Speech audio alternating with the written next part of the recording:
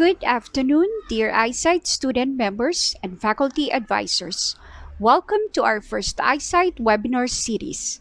Starting today, we will fill your Saturdays with informative and substantial updates on the latest and emerging topics in ICT and research. Thank you for rising up to the challenge of this new academic landscape. Today, we have an interesting webinar on formulating thesis and capstone topics. I am Dr. Alice M. Lacorte, iSITE Secretary, your host for this webinar. Before we continue, let me remind you of our privacy policy. By participating in our iSITE webinar series, you consent us to capture, record, and process data you share directly and indirectly on this event. To ensure the smooth flow of our webinar, please be guided by the following. This session will be recorded for documentation purposes. For best user experience, use Google Chrome browser for desktop and Zoom application for mobile. Only the speaker's microphone and video camera shall be turned on. For those in the Zoom account, use our chat box for your questions. Those in FB Live, please type your questions in the comments section. It will be read later by yours truly during the Q&A. At the end of this webinar, we hope that our faculty and student attendees could apply the knowledge and concepts they gained in the webinar in the development or conceptualization of their proposed topics in the thesis and capstone course. To our dear participants, at the end of the webinar, a link to the evaluation or feedback form will be posted, and you have to fill them out to receive your e-certificate. Please write your name correctly. Thank you. Moving on, to give his opening remarks, may we hear it from the Vice President of iSITE, Dr. Jesse A. Montalvo of Batangas State University. Hello and good afternoon, everyone. On behalf of the officers of iSITE, spearheaded by our President, Dean Rosalday, I would like to welcome you all to the series of pre-webinars on the latest trends and development in the field of ICT. The pandemic that we are experiencing now is not a hindrance for us in fulfilling the major goals and objectives of iSITE, that is to supplement what you have learned in the classroom.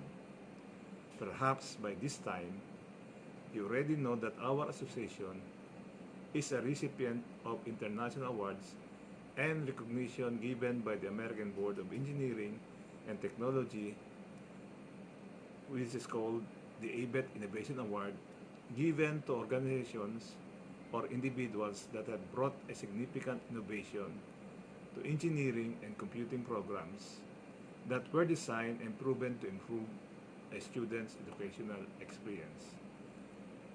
This is the first time that ABET has bestowed such kind of award to Asian countries outside of the USA. And this would not have been possible if not for your full cooperation and appreciation of all the projects of iSITE. This award is dedicated to all of you, our student members and faculty advisors. The first topic in our series is very interesting as it will give you an idea on how to formulate your thesis and captions topics based on the latest trends and innovation in ICT.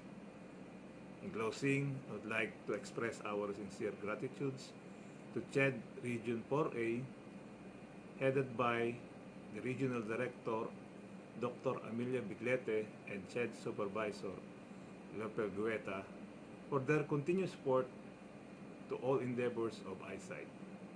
Again, thank you and happy learning to all. Thank you, Dr. Montalvo. It is indeed our honor and pride that we are given full support by our CHED Region 4A Supervisor and Advisor of iSITE. To inspire us this afternoon, may I call on camera for his inspirational message, Mr. Lupel B. Guetta.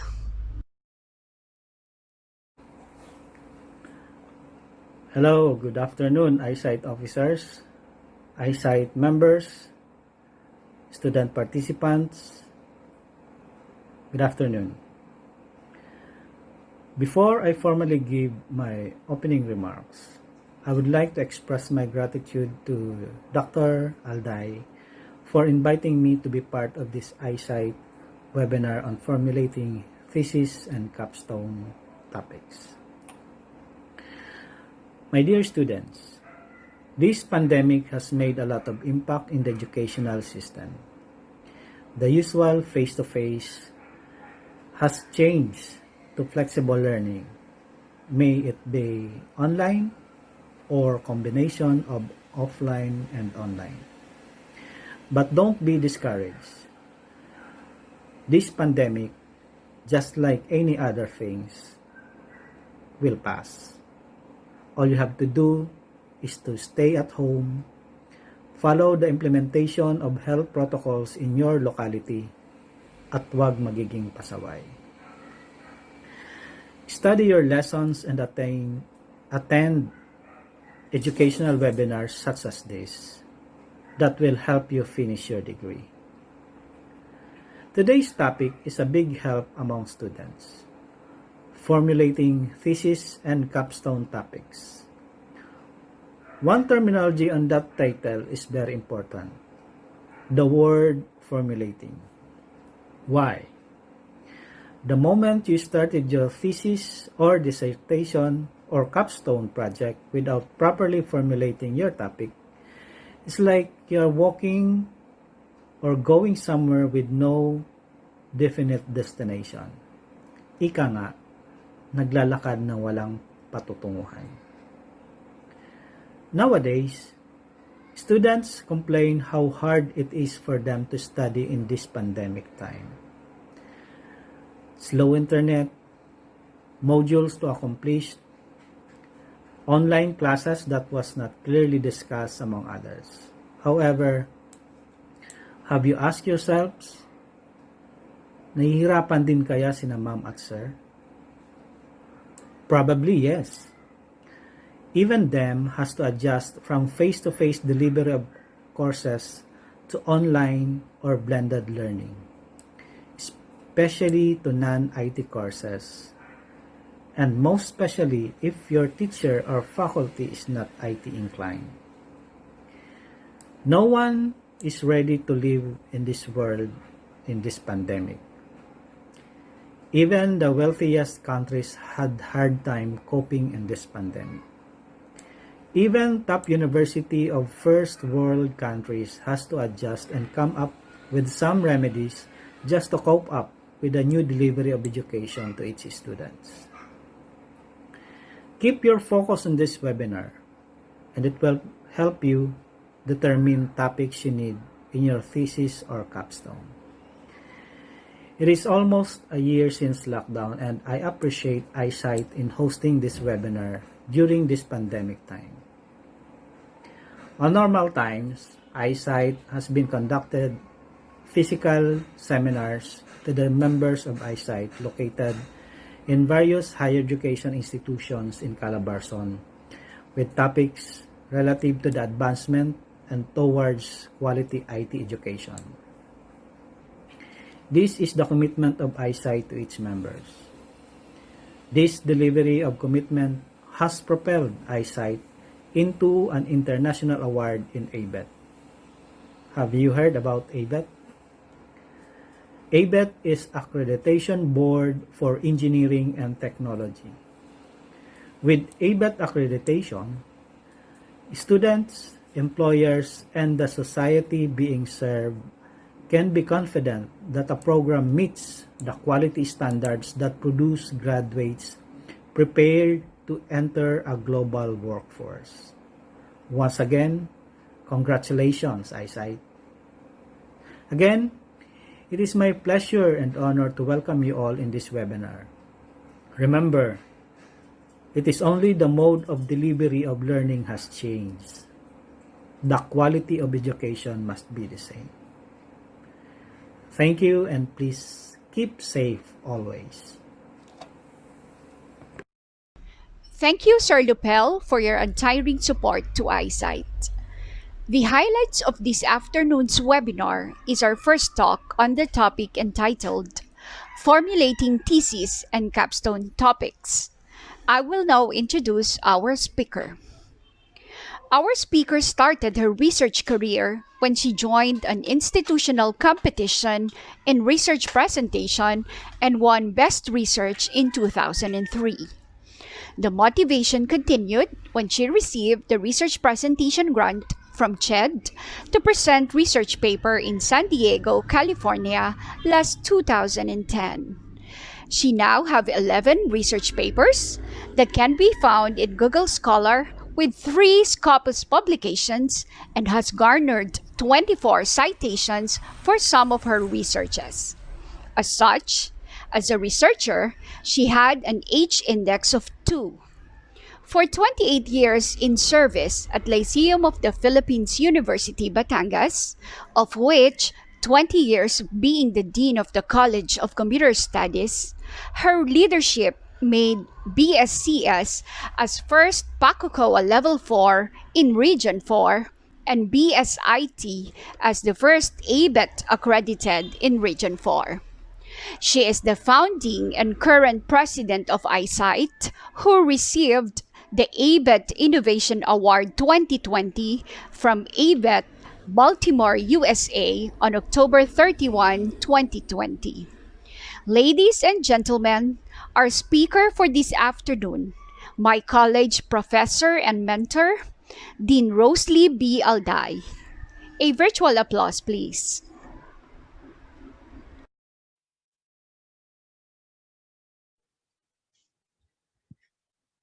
Good afternoon, everyone. So, may I request everyone to click your view to speaker's view, because I wanted you to listen so that after this, maybe during Christmas vacation, you will be able to formulate your own research topics. So, my title is Formulating Thesis and Capstone Topics. So may I ask Ma'am Alice if you can see clearly my presentation? Yes, ma'am. Yes, ma'am. Okay, thank you. Miss Alice, also please monitor our FB Live, because I'm also the one monitoring lately, but I cannot see it now because I am presenting. Okay. So, just for check, Ma'am Alice, ilan na tayo ngayon sa Zoom? Kanina, we're 60 plus. 68, ma'am. And then sa FB Live, we are maybe less than 200 kanina. Yes, ma'am. Okay. So may I remind that we will be announcing the evaluation form somewhere during the presentation, so that I will be sure that you will be listening. Okay. For the first slide, I want to emphasize the difference between the 3 programs, especially to the students, because it is always my experience that when students are enrolling, they will be coming to my office and they will be saying that, "Ma'am, I wanted to enroll computer course." And then when asked if they are to choose between BSCS and the BSIT, because we don't have IS, because some schools have IS, and also a new program now is BSEMC or multimedia. They will be saying that, "Ma'am, kahit po alin, basta yung konti lang ang mathematics." And then when they will be comparing the curriculum of the BSCS and the BSIT, they will be preparing the IT course because it has less mathematics than the BSCS. So what I always do is to ask the students to come into my office and explain them the difference, because the basis of choosing your course or your program does not depend on the number of mathematics subjects, but it depends on your interest. So I will be basing my discussion on the CHAD Memorandum Order, the latest for the IT programs, CHAD Memorandum Order number 25, series of 2015. So the title is Revised Policies, Standards, and Guidelines for Bachelor of Science in Computer Science, Bachelor of Science in Information Systems, Bachelor of Science in Information Technology programs. So generally, sometimes when they talk about IT programs, it always considers, or IT education programs, it always consider any of these three. So the IS is still existing. Ito po yung dating Bachelor of Science in Information Management in some schools. So, yan. I'll just have to stop my, wait, naghang ang aking computer. Yan. So, program degree, Bachelor of Science in Computer Science, the BSCS, Bachelor of Science in Information Systems, the BSIS, and the BSIT is Bachelor of Science in Information Technology. Now, I just want to define what is the difference, because when I discuss later how will you choose your topic in terms of your course or your program, it is very important for you to know what is really the difference between these programs. Because as per my observation, some students who will be enrolling the research, which is thesis for the BSCS and Capstone for the BSIT, most of the students' strategy is to go to the library of their university, browse on the titles. If they cannot choose between the titles of their own university, then they will be going to another university, browse the titles. But remember that IT, ComSci, and IS are fast-changing technology, and maybe thesis or research works of the past years are not applicable anymore to the time that you will be writing your program. So for the BSCS program, it includes the study of computing concepts and theories, algorithmic foundation. So it's very important for the BSCS to know the foundations of algorithms, new developments in computing. May I emphasize the word computing? It's not computers, but computing. The program prepares a student to design and create algorithmically complex software and develop new and effective algorithms for solving computer problems. The program also includes the study of standards and practices in software engineering. It prepares a student to acquire skills and disciplines required for designing, writing, and modifying software components, modules, and applications that comprise software solutions. Sorry for reading the definition because I wanted you to remember this later so that my objective at the end of this talk is for students as well as the research advisors. All these concepts should be clear in order for the students to be able to conceptualize your own topics, as well as for the advisor to advise our students on the right topics that they should be writing in their thesis or capstone. Now, what is the BSIS? So, it includes the study of application and effect on information technology to organizations. Be particular with the phrase, effect of information technology to organizations. Graduates of the program should be able to implement an information system which consider complex technological and organizational factors affecting it. This includes components, tools, techniques, strategies, and methodologies. So graduates are able to help an organization determine how information and technology-enabled business processes can be used as a strategic tool to achieve a competitive advantage. Again, I want to emphasize the business processes. That's why the information system has more business courses than other programs than the BSCS and the BSIT.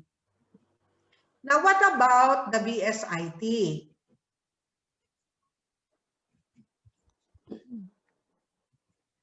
Medyo nagahang lang ang aking laptop. Medyo napapagod na rin. Okay, I will stop share first.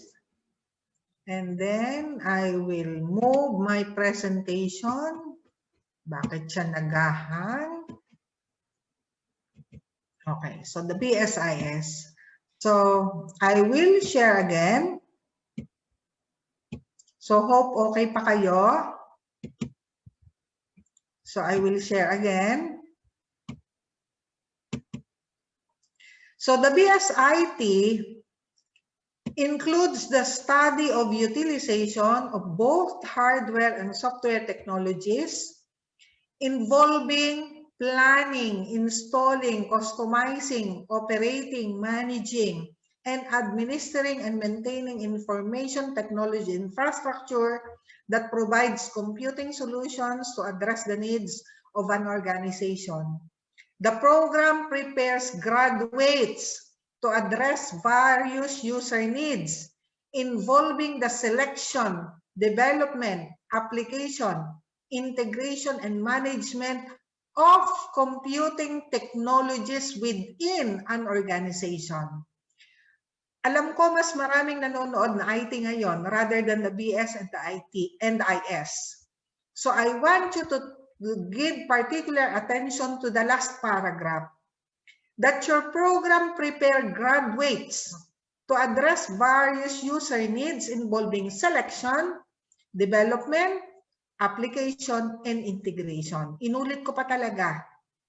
Because as per my observation again, upon seeing the titles of the IT programs in most schools, puro system, or information system, o kung ano-anong system, nawawala na yung later mamaya may mga topics ako na makikita na baka ma-realize ng advisor, oo nga pala, marami pa pala. So, I want to relate and review what are the careers that are waiting for you, because when you apply for a job, the next thing that the employer will be seeing in your resume is what is your capstone or thesis that you write. And most especially when you are interviewed by the employer, there will be a question on what is the title of your capstone or research, or what is the project that have you done in your 4 years of study that you are proud of. But usually, just because the CS and the IT projects are so big, we are grouping you into 3 or 4 members so that you can help each other and be able to finish a project within 1 year. So, in relation to your career, from now on, if you are 3rd year, you should be able to decide which role you are going to take when you have your job after graduation, so that you will relate the topic of the thesis or capstone that you will be writing. For the BSCS, your roles are, you will be software engineer, system software developer, research and development computing professional, applications software developer, computer programmer, systems analyst, data analyst, quality assurance specialist, support specialist. Ang dami-dami. So dapat ma-identify mo na saan ba ako dyan. Ako ba ay software engineer? Ako ba ay computer programmer? And it would be better that after determining the role that you wanted to take when you have your job, you should choose a topic that is suited to that role.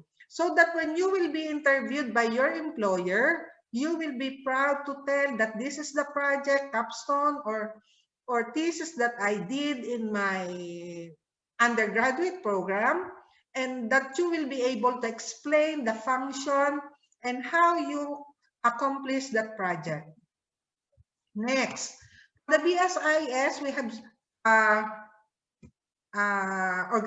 organizational process analyst, data analyst, solutions specialist, systems analyst, IS project management personnel, applications developer, end user trainer, documentation specialist, quality assurance specialist. So magkaiba. What more for the BSIT? So your jobs can be web and application developer, junior database administrator, system administrator, network engineer, junior information security administrator, system integration personnel, IT audit assistant, technical support specialist, QA specialist, systems analyst, computer programmer. Now, why I am repeating this or emphasizing this? Because when you dream of being a web application developer, naturally, your project should be a development of a web. If you wanted to be a database administrator, then make a project that is related to administering or developing a database. If you want to be a systems administrator, then you should be able to show in your project how to administer a system and so on. So, in the guidelines in the undergraduate thesis and capstone for computing program, it is stated in here that the CHED shall call these programs to be computing programs, and that shall be include any program that may be endorsed.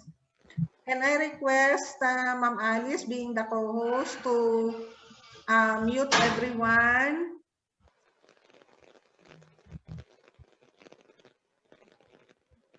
Maybe Sir Joseph Coronel is using a headset that is causing you yan. Okay?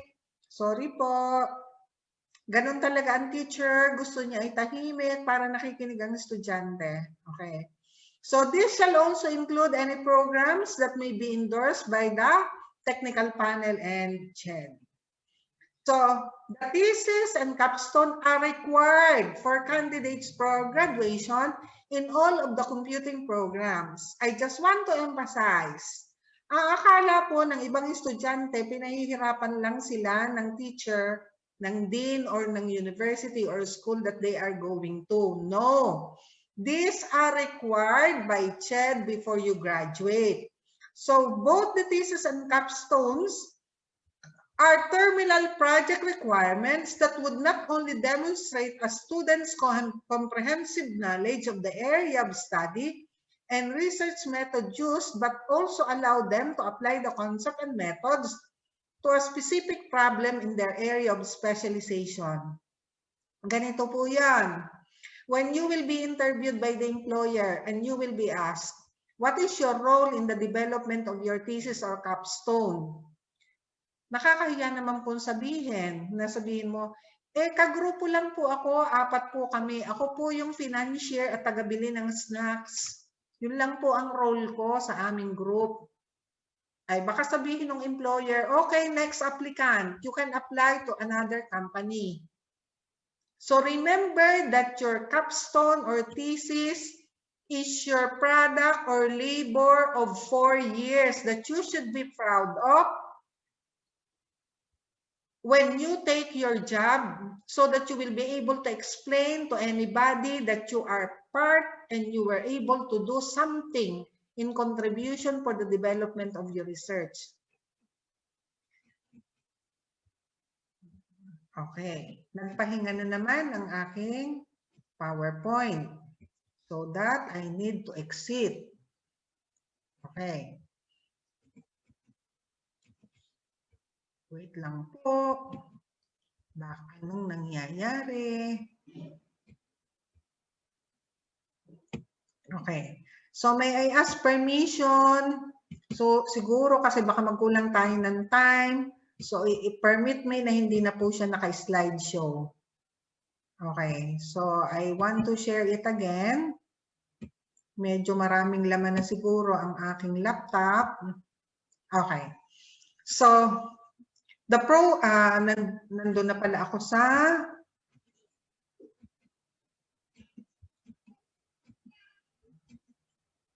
Capstone. Yan.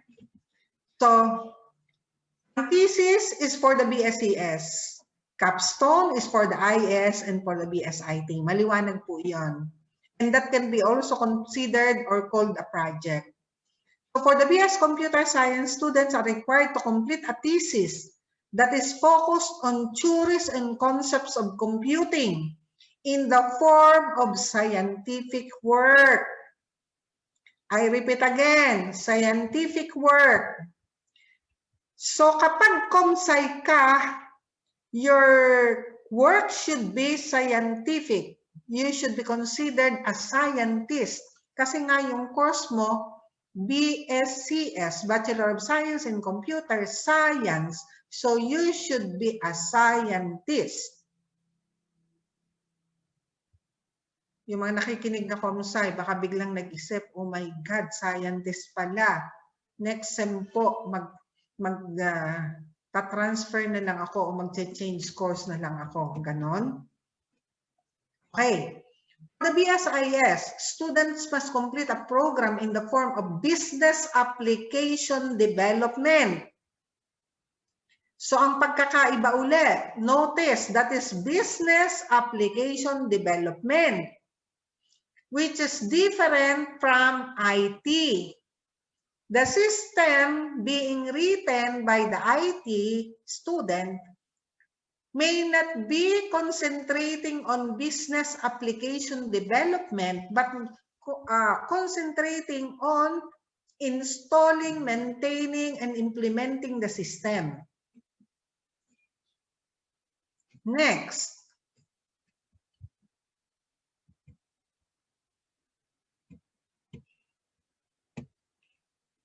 BS Information Technology students must complete a capstone in the form of IT application, a multimedia systems development, or an IT management project. Okay. It is expressly understood that computing thesis and capstone project need not require survey, statistics, and descriptive methods unless appropriate. Nananawagan po ako sa mga research advisors.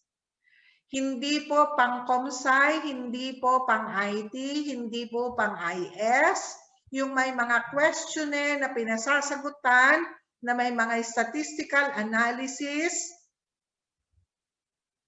But sometimes, there can be a requirement because it needs implementation that some users will be asked to use and comment. Example, you develop a mobile application so that for you to be able to know if your mobile application is effective, you might be asked by your advisor to ask some students to try your mobile application, install it in their phones, and then there is a questionnaire that would be asking the characteristic or function in relation to the mobile application. But it doesn't need statistical analysis, just like social study, social sciences, and other programs. Okay, let's go to topics. For the computer science students, mamili na kayo ngayon pa lang. For those who will be finishing the first semester this December and who will be starting the second semester in January, most schools offer the Research 1 in the second semester, Research 2 in the first semester of fourth year, because the last semester is dedicated to OJT. So I am expecting that most of the students who are watching now or attending the webinar are those who will be enrolling the Capstone 1 or Thesis 1 or Research 1 next semester. So I am encouraging you sacrifice the Christmas, especially that you are at home because of the pandemic. Stay at home and read, so that in January you will be having on your mind what topic to write in your Research 1. So what are the topics for ComSci? Software development and theory, mobile computing systems, software extension or plugins, expert system and decision support systems. Remember that we are programmers. You need to program. Software, system software, tools, utilities, interpreters, simulators, compilers, security aspects. Intelligent systems. You can develop a game because it needs extensive programming and use algorithms in order to develop the game. Computer vision, image, signal processing, natural language processing, pattern recognition and data mining, bioinformatics, graphics application, cloud computing, parallel computing, embedded system, emerging technologies. Emerging technologies means current trends. What is new? Because IT and CS are fast-changing technology. Foundations of computer science, automata and formal languages, data structure and algorithm, web semantics, coding theory, programming languages, visualization systems, computer and architecture, modeling and simulation. Ang dami. Kaya nakakapagtaka na kapag nagtatanong ang advisor kung anong topic, wala po kaming maisip. Kulang na lang sabihin ng advisor, walang maisip o wala kang isip. Kasi ang dami-daming topic. Next. Meron pa rin, 4.1.3 is still continuation of CS. Human-computer interaction, usability, affective computing, and emphatic computing. Medyo mahirap ito, not unless you have specialized teachers who can teach higher level human-computer interaction, because sometimes this needs the use of sensors to detect affections, emotions. Let's go to IS. Although siguro napakabihira ng nanonood ngayon o nakikinig na IS. Software development, software customization, information system, web application development, mobile computing systems. But again, the major factor of all these topics is about business solutions. IS planning includes enterprise resource plan, information strategic plan, and analysis and design of a sufficiently complex business system. Next, for information technology, ang dami-dami. Pwedeng software development, which can be from software customization, information system development, web application development, mobile computing.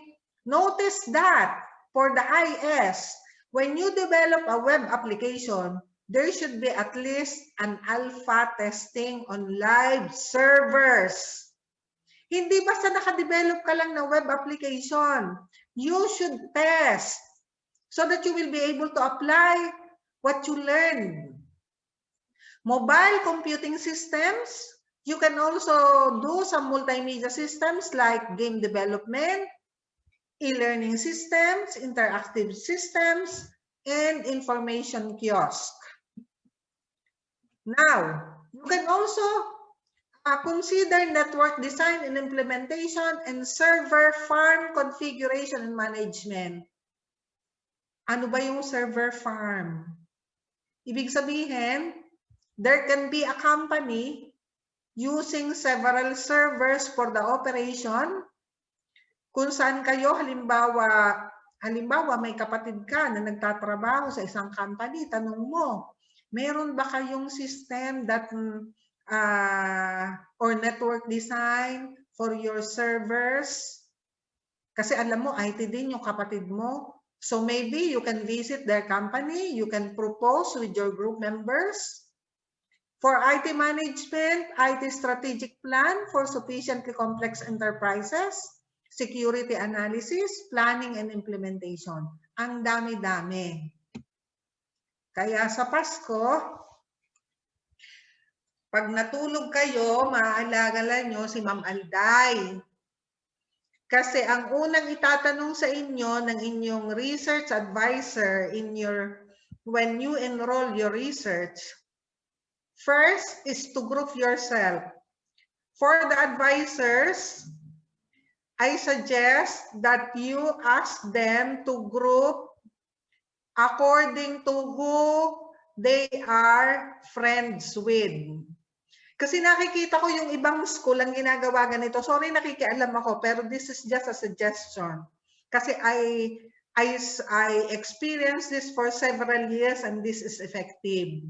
Ang lagi kong sinasabi sa mga estudyante, kapag pumili kayo ng inyong group member, be sure na kabati ninyo ng isang taon. Hindi kayo pwedeng mag-away.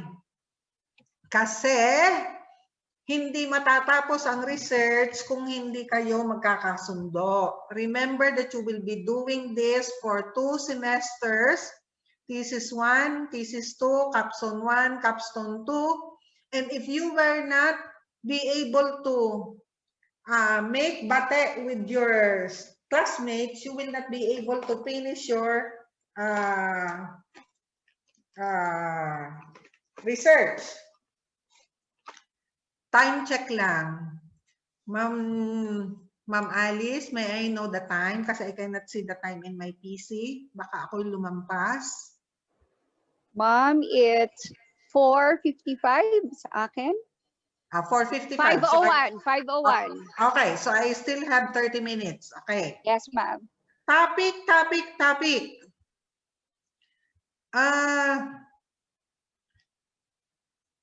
Itutuloy ko lang yung sa advisor. Let them choose their group mates.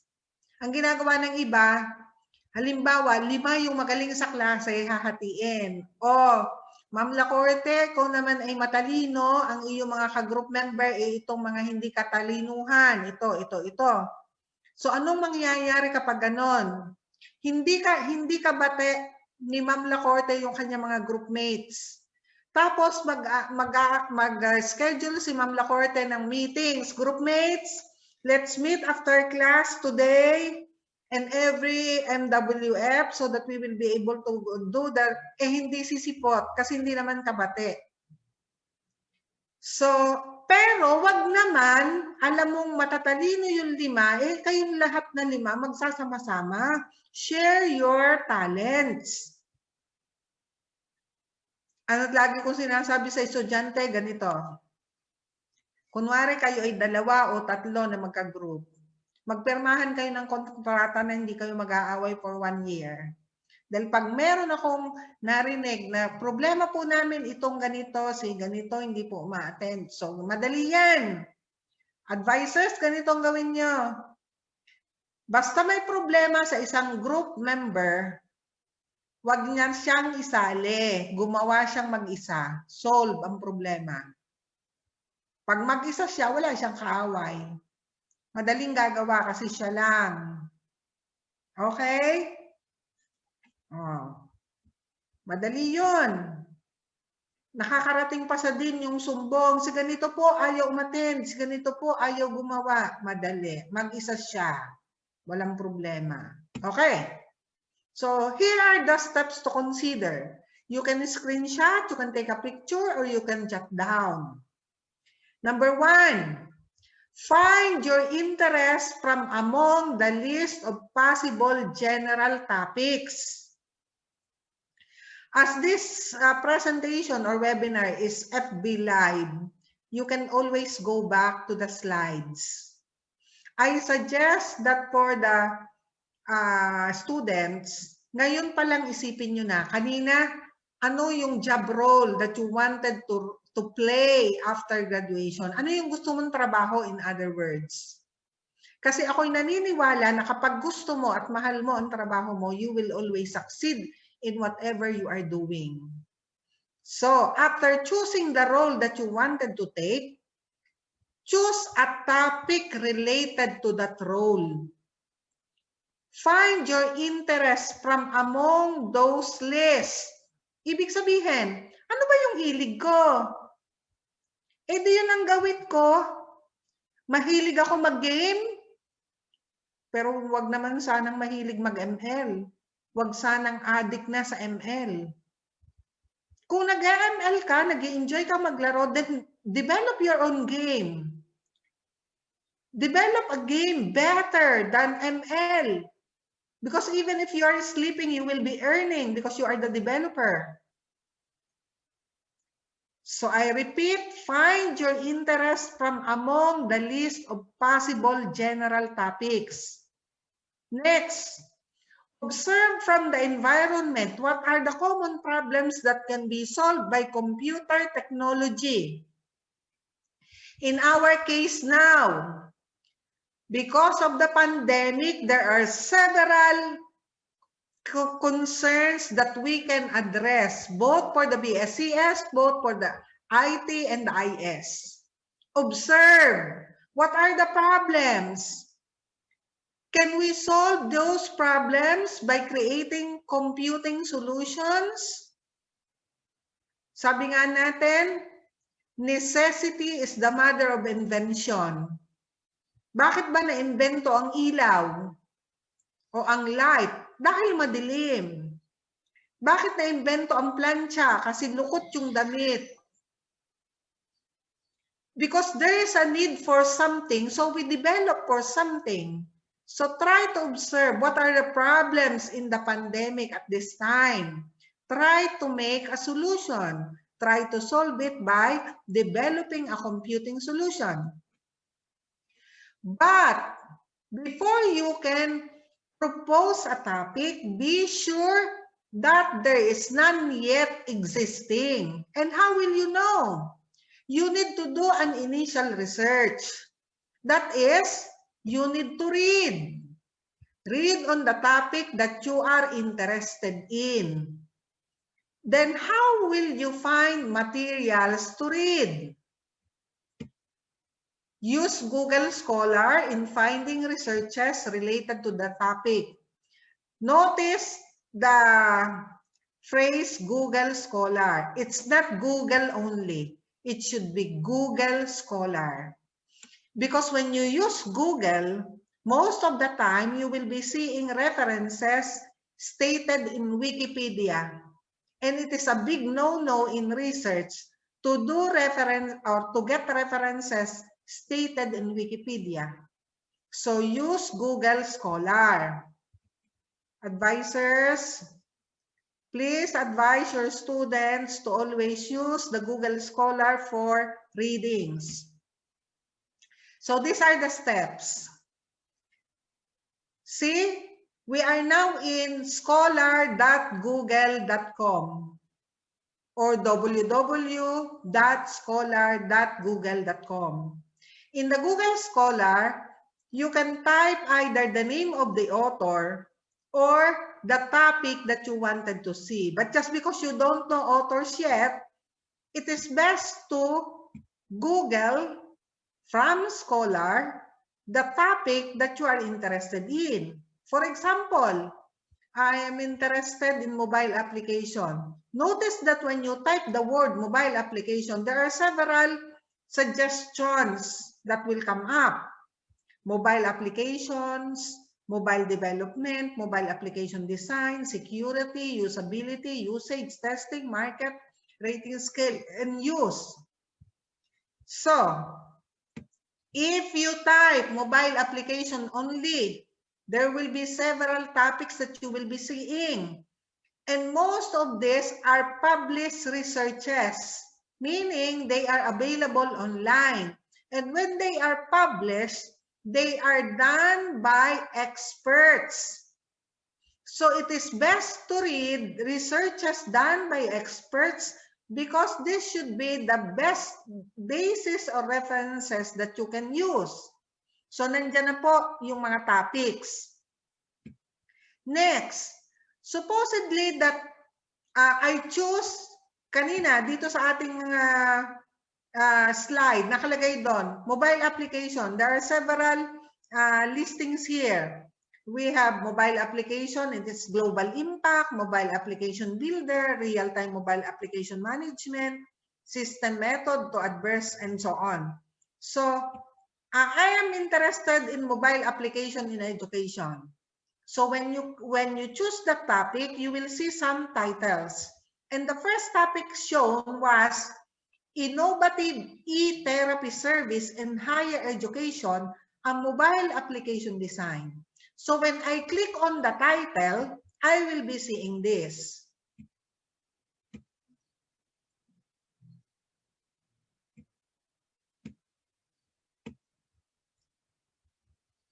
So JIM is an international journal of interactive mobile technologies. And you will see here the name of the authors, the abstract. The abstract usually is the summary of the research, so you can read on the abstract to know. And then you will see at the lower part that there is full text, meaning that you can download the whole research when you click on PDF. So when you click on that full text, you will see now this one. So you can see that, the Adobe Acrobat. So download the PDF. Naturally, if you will click, then you will be able to browse the whole, and then there is download, and you can save to your PC. But I suggest that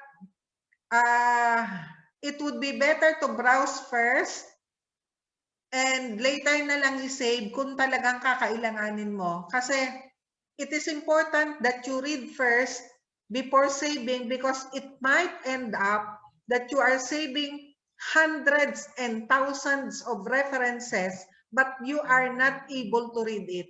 It would be better to save 10 papers that you have read so that you will be able to learn from those researches. Next, as you will see, after I download or save the file in my computer, I will just click go back. And then you will see after the title here, there is a star on an arrow, and then there is a double quotation wherein if you put your mouse pointer, there is a word site.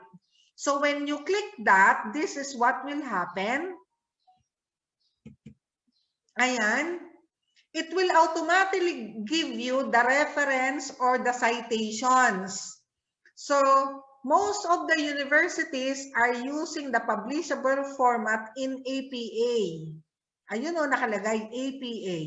When you click on that, it will automatically highlight in colored blue and that you can cut, copy, paste it in Word so that you will not copy it anymore. So maybe you will open a Word file with the name, with the file name references, then you paste there those and then alphabetically arrange it or by topic so that later when you go back to the researches, you will not cram anymore kung saan mo talaga nakita yung reference na yon. Next, after browsing and reading some published papers as references, you should be ready already to formulate your own topic. Ibig sabihin,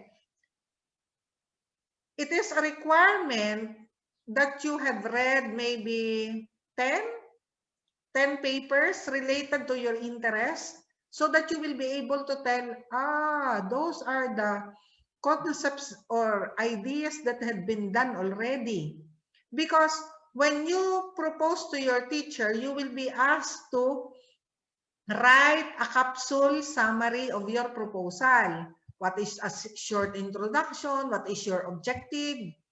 What is the proposed title of your research?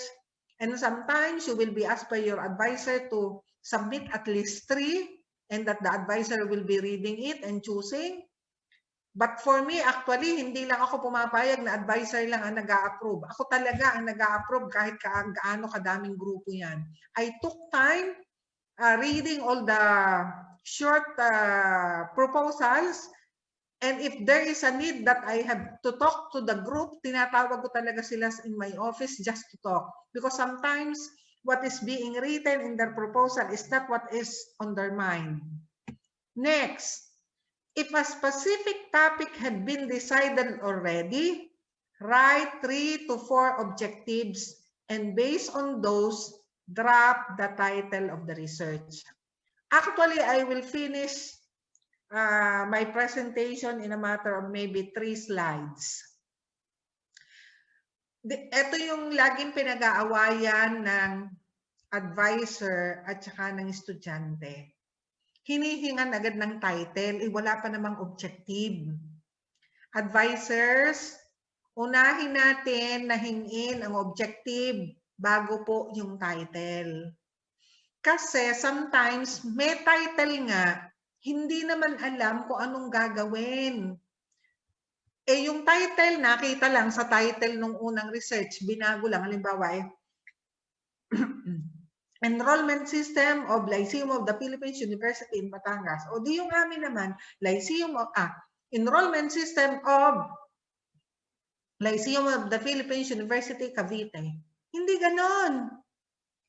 Hindi ganon ang research because that is only a duplication. And most common, mababaw. Kasi pwedeng project lang yun. Project lang yun sa web development or systems development.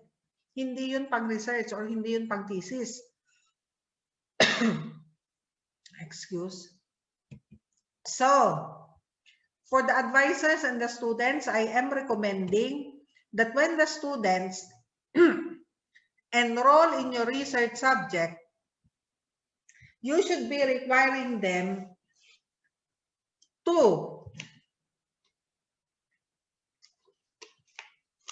read at least 10 related researches on the topic that they have in mind.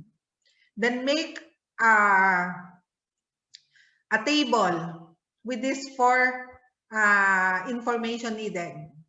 The reference, yung kaninang ginawa natin sa site, i-click mo sa site, then click APA, cut, copy, paste here. Automatic na siya dyan sa reference. Madaling hanapin kung sinong author, madaling hanapin kung anong title. Cut, copy, paste the title, Innovative E-Therapy Service in Higher Education, a mobile application. So when you go back to Google Scholar, it's either you type the title or you type one of the authors and you will easily see the research again. Then look for the objectives. Nandun lang yun somewhere. You will easily see that in the abstract. The objective of the research is to set borderless area in delivering the communication and advice and propose a design to transfer the counseling in better quality service between the student and advisor. That is the objective. And after conducting the study, what is the finding of that research? This paper elaborated on the design of mobile application for academic counseling. This is to promote the further analysis on the progress that would be transformed in the process of academic counseling, designed in the context of higher education. Outstanding expectation will be achieved through developing the mobile application of academic cyber counseling. So, if the student or the group has 10 researches like this, at least you will be, the advisor will be able to infer that, nagbasa nga ang aking estudyante. Kahit hindi ka magpunta sa library, Meron ka lang internet, meron ka lang laptop to work on, may Google Scholar ka, ayan, makakapagbasa ka na. And lastly, before my last slide, kunwari, mga estudyante na may nasa isip na topic, wala ka talagang makita na nagalugad mo na ang buong Google Scholar. Nakapagbasa ka na sa akademya, nakapagbasa ka na sa Scopus, nakapagbasa ka na sa Mendeley, and so on. Tapos wala ka talagang makitang references. Alam nyo mga bata, that is the most newest topic that you should do. Kaya mali yung sinasabi ng advisor, sorry, kung may tatamaan. Sasabihin ng advisor, bakit 10 lang ang references na nakita mo dyan sa tayo? Hindi pwede. Kailangan ay 50. Kailangan 100. Oh my God! Ang ibig sabihin ng 50 references or 100 references related to the topic being proposed by your students, there are already 50 or 100 researches done using the topic. Ang magandang topic ay yung wala pang gumagawa. So kung dalawa lang talaga ang nakita ng bata, 3 na researchers related dun sa topic na pinopropose nila, then let them do it. Because that research is a very novel or new topic that they can work on. Ang haba-haba pa sana ng ating time kasi ang dami pang dapat sabihin dito because the next thing that we can do maybe in another session or series of session on thesis and capstone is how to do an introduction, how to do an abstract, how to draft the objective, how to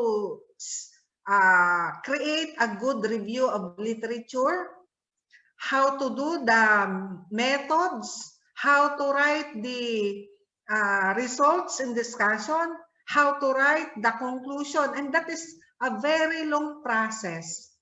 So just because iSITE is composed of 8 deans or founding deans, and we are very much willing to share our knowledge to other universities, that is the reason why we founded iSITE, because we have a noble purpose of sharing talents, sharing knowledge, not only confined to our own universities and schools.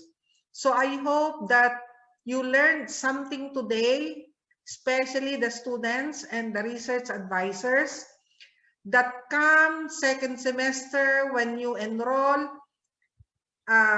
Research 1, Capstone 1, Thesis 1, you will be able to easily think of a topic that is best suited to the role that you will be playing or taking in the future.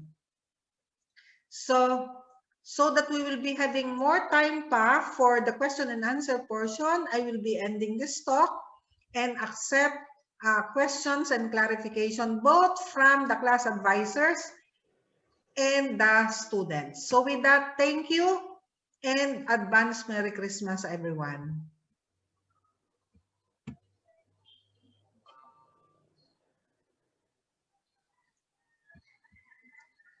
Okay, Miss Alice. Okay. Thank you, Ma'am Rose. Please remain on screen, on cam, for our question and answer portion. So we'd like to invite everyone to post their questions or queries. Those in the FB Live, you can post it in the comment section. And those inside Zoom, you can post it in the chat box. I read more about the topics. Mas marami pa daw.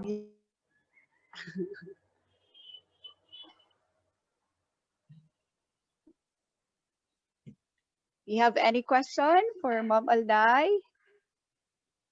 Naku, meron ngayon palang nagpapa-admit. Tatanggapin ko ba? Parang ganoon, tapos na? Baka nalag, ano yan, Ma'am? Nalag off. Please po, wag po. Ma'am, ano pong advice nyo? Ano yon? Facebook yan, ma'am. Lalo na po sa mga students na natatakot mag-report sa advisor na ang group po nila ay facing difficulties. Una, okay, interesado ako sa tanong na ito from, hindi ko na pala sasabihin ang pangalan for private pala. Buti na lang nabasa ko. Hello po, wag na pong sasabihin ang pangalan ko. Okay, sige, thank you. Diyos ko, sorry, muntik na. Ma'am, ano pong advice maiibigay nyo, lalo na po sa mga students na natatakot mag-report kay advisor na ang grupo nila is facing difficulties na po, lalo na sa mga student members na low on compliance sa grupo. Ganito. Medyo controversial itong topic na ito. Una, bakit matatakot mag-report sa advisor? Dapat ang advisor ang pinaka-well-loved person in the university during the time that you are doing research. Nananawagan po ako sa mga advisor, huwag tayong matapang sa estudyante. O baka naman ganito kasi, naisip ko lang ha, hula ko lang. Sasabihin ng estudyante, ma'am, pwede pong mag-consult sa aming research? Sabi ng advisor. Ay nako, huwag ngayon. Marami akong ginagawa. Ang dami-dami kong gagawin. Next time na lang. Ala, naku, hindi po ganon. Dapat marami tayong time sa ating advisors. O ganito na lang mga teachers. Pwede po tayong maging co-author ng research ng estudyante as long as may ginawa tayo sa research. Okay, mga estudyante, pag rumeport kayo sa inyong mga advisor, pwede niyong sabihin, ma'am, pwede po namin kayong kuning co-author. Pero pag sinabing co-author, kailangan talagang may ginagawa yung advisor. Alam na alam ko, ginagawa yan ni Ma'am Ana. Special mention to Ma'am Ana and Sir Anthony ng MINSCAT. Pag ikaw ay advisor, talagang pag nagbigay ka ng proposal, namumula yan sa red ink. Talagang dapat ang introduction mo, ganito ang iyong di-discuss. You mention something about ganito, kumuha ka ng reference sa ganito, ang sunod na statement, dapat ganito ang sinasabi. That is the advisor. Kailangan ng objective ganito and so on, at siya ay pwedeng co-author. Nananawagan ako sa mga co-author advisor. Huwag naman pong nangungunang-una ang pangalan ninyo doon sa listahan, wala naman kayong ginawa, nag-check, hindi ka nga nag-check, advisor ka lang. At mga bata, kapag nagsulat kayo ng pangalan ng author, ako ililipat ng lugar at madilim na pala. Kapag kayo ay nagsulat ng inyong pangalan sa research, ang order po niyan o ang pagkakasunod-sunod ay base sa kung gaano kadami ang kanyang nagawa. Hindi porket Alday nagsisimula sa A ay nangunguna. Kung sino yung pinakamaraming nagawa, siyang mangunguna para yung billing ng artista. Kung sinong pinaka-importante sa research, ay siya ang nangunguna. Yung pinaka-kakaunti ang ginawa sa huli. Yung walang ginawa, tanggalin ang pangalan. Okay na? Yung walang ginagawa, kailangan tanggalin ang pangalan at gumawa na lang ng kanya. Sorry ha. Kaya doon sabing, pero yung sinasabi naman na lalo na sa mga estudyante na low ang compliance sa grupo, ay titignan din natin. Bakit ba low ang compliance? Ito mahirap doon sa mga irregular students kasi mahirap talaga mag-find time common with other group members. Pero hopefully sana ay hindi ganon. Tanong, kailan po uli ang susunod na webinar? Meron na po sa December 19, kaya lang hindi research yung topic. Si Dr. Neil po ang speaker. Ma'am, there's a question sa FB. Yes. Basahin ko po. Is there Yes. any qualification for a thesis or capstone project advisor? Yes. Yes. Kailangan at least ay nakaranas gumawa ng research. Pero usually, kapag ang teacher is a master's, is a graduate of master's, nakapag-research yan. And usually, Yes. di ba kung nakagraduate ka ng BSCS at BSIT, nakagawa ka ng research, mahirap mag-advise if you are not doing any research. Okay, thank you, ma'am. One more. Ma'am, ano pong alternative natin for library readings? Kasi po bawal po ata lumabas mga bata natin or kagaya po sa amin, ginawang COVID facility ang campus. Ideal po ba yung net reading lang lahat? Yes. Yes. Right. To tell you, I finished my dissertation without going to the library because I am using only Google Scholar, Academia, Scopus, Mendeley. Okay, thank you, ma'am. Ma'am, can they have the copy of the presentation daw po? Yes, we will be posting in the iSITE website. Okay, I think that's it, ma'am, so that we will finish our webinar on time. Kung meron pa po kayong mga questions na hindi na-post or hindi nyo lang naitanong at naitype, you can actually ask all the board no po sa aming iSITE page. Baka po mahahabol natin, and then just leave your contact number, email address so we can answer your queries. All right. Thank you, Ma'am Alday. Ma'am Michelle, Okay. are you there? Ma'am Michelle, please share siguro yung kay Sir Neil.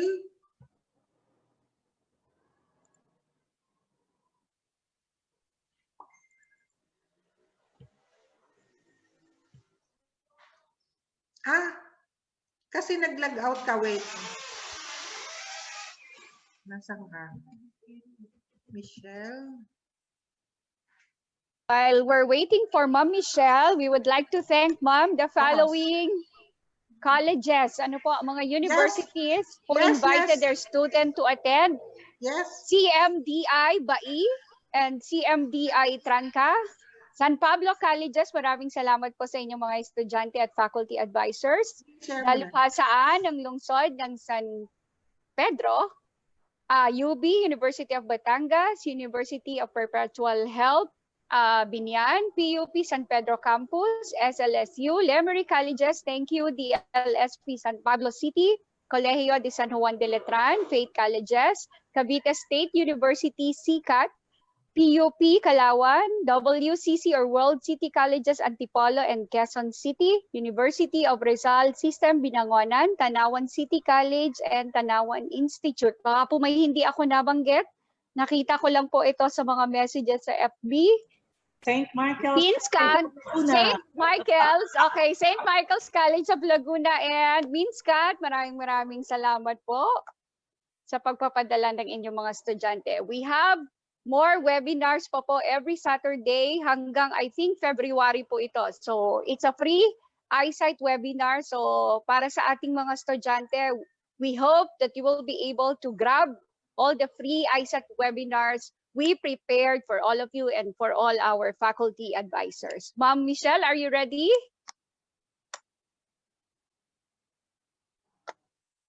Miss Alice, naka-share na yung kay Sir. Ayan, so we would like to thank Ma'am Alday for the very informative sharing about how to formulate your thesis and capstone topics. No? So we would like again to invite you in our second webinar series, which is on December 19, sa Sabado na po yan, at 4 p.m. again to 5:30 with Dr. Neil P. Balba as our speaker with the topic on Industrial Revolution 4.0.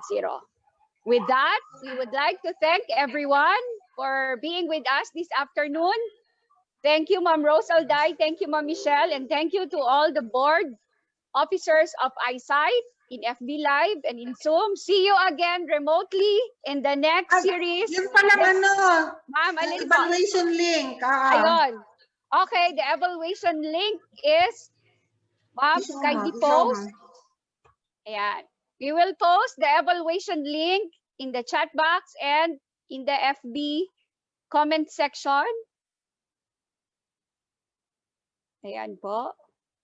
So, Ma'am Michelle, please do the honor. Thank you, everyone. Okay. Thank you so much. Thank you.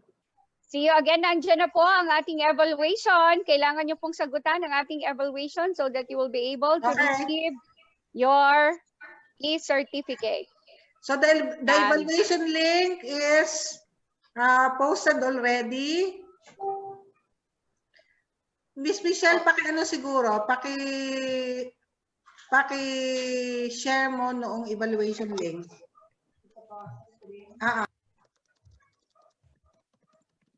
Please wait lang po. So I would also take this opportunity to invite schools na hindi pa po nag-avail ng ating free membership.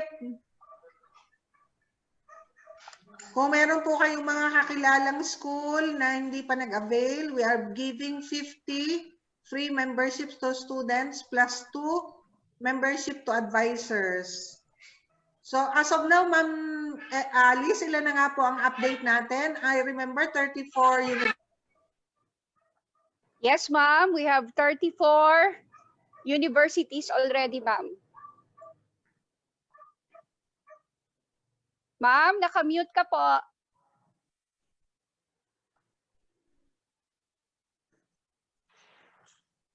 Ma'am Rose, nakamute ka po. Ayan. Yes. Okay.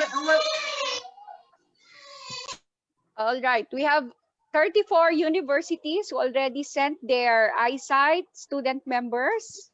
I think halos lahat po yun ay naka-receive na ng e-certificates except the last few